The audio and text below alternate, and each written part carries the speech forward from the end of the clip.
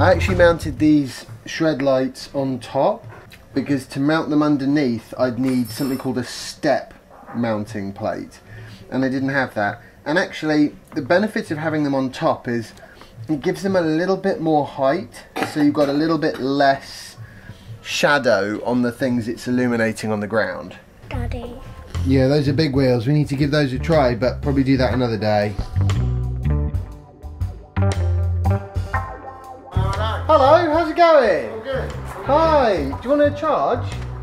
Yeah? I'm alright for it, but... No, I'll plug you in, why not? Return the favour. Where's my shoes gone?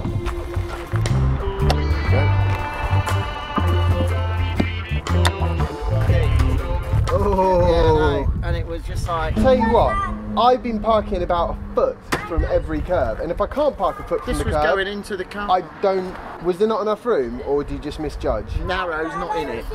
No, it's just like really narrow, right on. I just wouldn't go in there. I'd back up, put the hazard warnings on, and say, sorry everyone, I'm stuck. To put the guess, mate, it's the only place in Nottingham car park or it's one of the car parks in Nottingham with EV charging. And like many of these places, it's a public car park. They advertise free to charge. We don't charge anything for charging, but you actually have to get in the car park, ring the security guard who comes down with the token and starts the charger off for you. And then at 7 o'clock at night, he goes home. And you can't release your Type 2 cable without the token. Oh no. So we got back at 10 o'clock last night or something. No. And they said, oh, the guy's gone home. So well, you've got a problem then. But if you're going to offer free charging, make it really easy. Make it as easy as falling over. Yeah.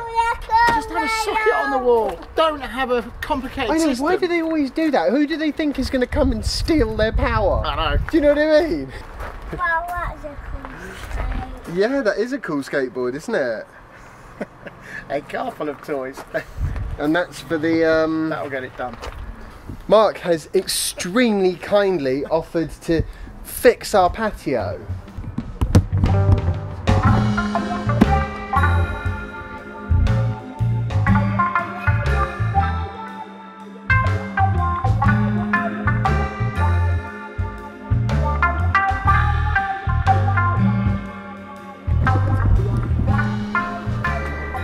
So cool. Thank you so much for out there. Right, time to feed the hungry troops. Yep, just one reverse light on the Tesla. Let's go get that pizza. We need to wake him up though. I just ran back from the restaurant because Sophie left the key in the car. It's not locked. Naughty girl. On the upside, it does give me an excuse to get this out.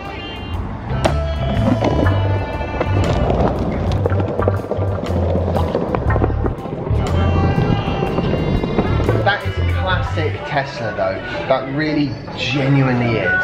It's because they've not been building cars very long. Yeah. So they just, you know, they were building a sports car before. The seatbelt's not adjustable in Model S, which I hadn't realised because it's okay for me. But that is crazy. I've never sat in a car before where you couldn't move it up and down at least a little bit. And when I asked how you adjusted the seatbelt, it was adjust the seat.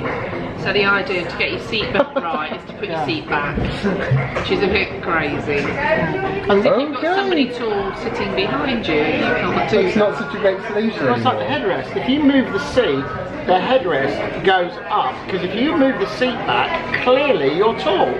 So the headrest needs to go up. Yeah? What if you like the seat back, but you're not tall? which is what I like. And the headrest is up here, and you're... I suppose this is essentially what you're paying for when you buy a car from somebody like Mercedes or, you know, Audi or something. They've been building cars for like 100 years, so they don't make those sorts of mistakes. They make whole other mistakes like putting petrol and diesel engines in. We need to design somewhere where the seatbelt can fasten, and someone else should have possibly thought human bodies come in different heights and different sizes. Might be a good idea to have it adjustable, but that stage was skipped, and I just don't understand why. But when you drive that car, you forgive it all its sins. All of them. Absolutely. It's very much a case with Tesla, especially with the Model S, but also the Model X. You know, they're constantly running to keep up with the hype and expectation that they've had to generate in order to exist at all as a car manufacturer. So when it comes to things like the seatbelt height adjustment, my guess is they pretty much just said, you know what, we could do that, but it'll set us back a month, save us some cost, just stick it on there, we'll change at some point in the future. You know, people are saying, okay, well how come they haven't fixed things like that in the Model S? Well, that's because they were working on Model X. The reason they haven't fixed the things in Model X and S at the moment is because they're working on Model 3. It won't be, you know, the time when Tesla will need to, and probably will, totally get its house in order, is the time when they're actually making profit as a company. You're gonna go stretch our legs at the park, are we, Jasper? It's a bit dark now. Let's go. Don't run out.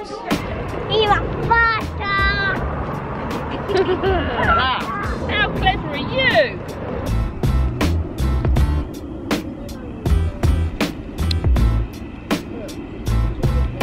The best line is you're never too old to have a happy childhood.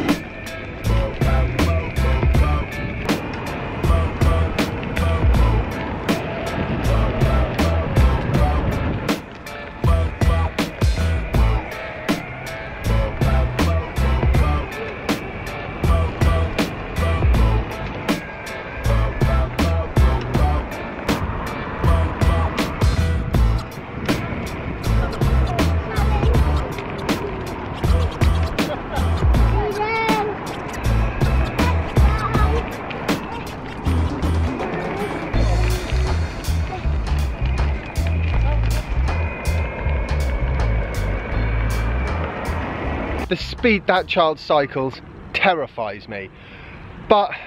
And also, I can't believe I forgot to bring my lights.